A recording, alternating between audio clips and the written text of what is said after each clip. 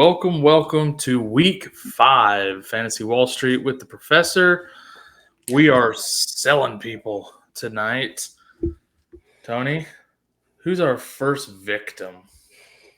First victim tonight, Kyle, is running back with the Chicago Bears, Mr. DeAndre Swift. If you are a DeAndre Swift owner and you've held him, this is exactly the week that you're hoping to get so that you can sell this guy. The first 3 weeks of the season, each week he's finished outside the top 25 to 30 running backs. We had a tremendous week this week for DeAndre Swift. A lot of that had to do with his utilization in the passing game, where he went 7 for 72. But do not expect that trend to continue with the receiving core that they have in Chicago. Swift is not going to probably have another game this season where he catches 7 games. As far as his run game is concerned, he's been incredibly inefficient. He's averaging less than 4 yards a carry. We're kind of expecting to see him maybe lose some of that share, the snaps and the running attempts to Roschon Johnson. Haven't really kind of seen that take place yet, but we have seen him lose the goal line touches. So kind of this 1 week is a little bit, I believe, kind of a blip on the radar. And for me personally, this is what I would be looking for as a sell high opportunity for DeAndre Swift. I agree.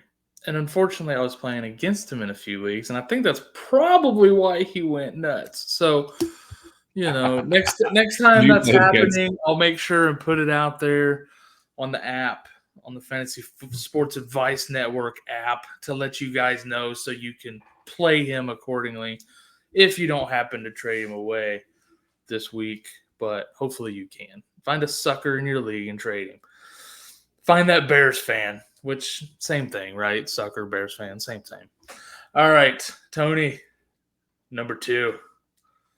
Yeah, my number 2 guy is another player who was very popular on waiver wires the past couple of weeks, and that's Jauan Jennings with the San Francisco 49ers. Not that I don't like the receiver, I do, but Debo kind of worked back from his calf injury. Ayuk continuing to get more and more involved in this offense, and I just think we've seen a peak from Debo in terms of his fantasy value. If there's still a market for him, which there is, this is a guy that I would be looking to flip and trade for player at another position.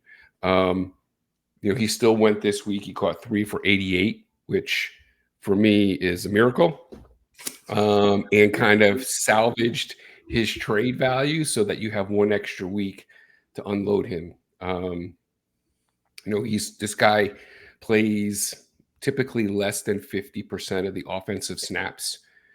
It's just not a receiver for me that that captures the type of target share that you want and the type of snap share you want. I'm also not really sure exactly what his role is going to be once we see Ricky Pearsall come back.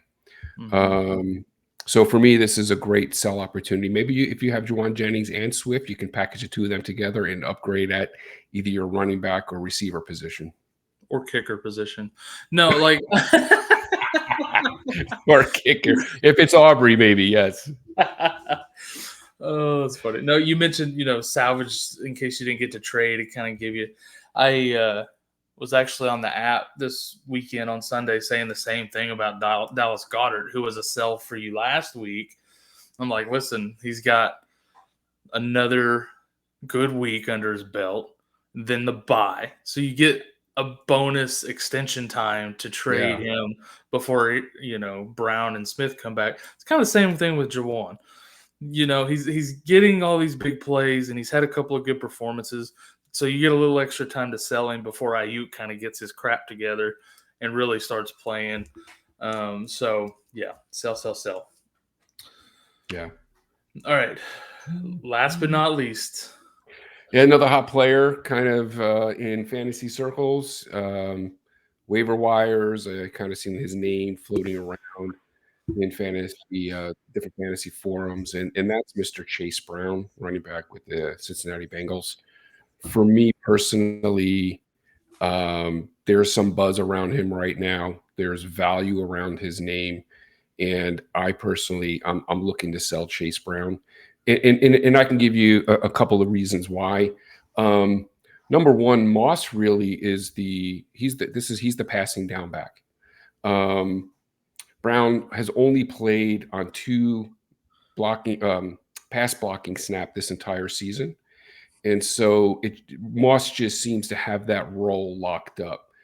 The kind of the early down role has been split a little bit more between the two, and I expect Moss also to get the bulk of the goal line work as we move through this season. So, uh, I don't know that that Brown is the type of guy that you can kind of bank on and depend on as we continue through the season. And for me, I'm trying to capitalize on some of the value that his name carries at this moment and see if I can kind of get good value on Brown to get myself some quality return in a trade. Yeah, and I think the reason why there's kind of this overreaction to his performance is because of all the buzz during the offseason around Brown. Coaches were talking him up all training camp and everything. Everybody thought he was going to come in the season and be the starter, and then he didn't. And now they're thinking, oh, this is it. He's taking it over. Right. And false. That's false. I don't see it happening. I mean, he did have, and I think that really helped his stock this week. He had those 2 short touchdown runs. But it's clear that this team is really vested in Zach Moss as their starter. I just think he's the back to own.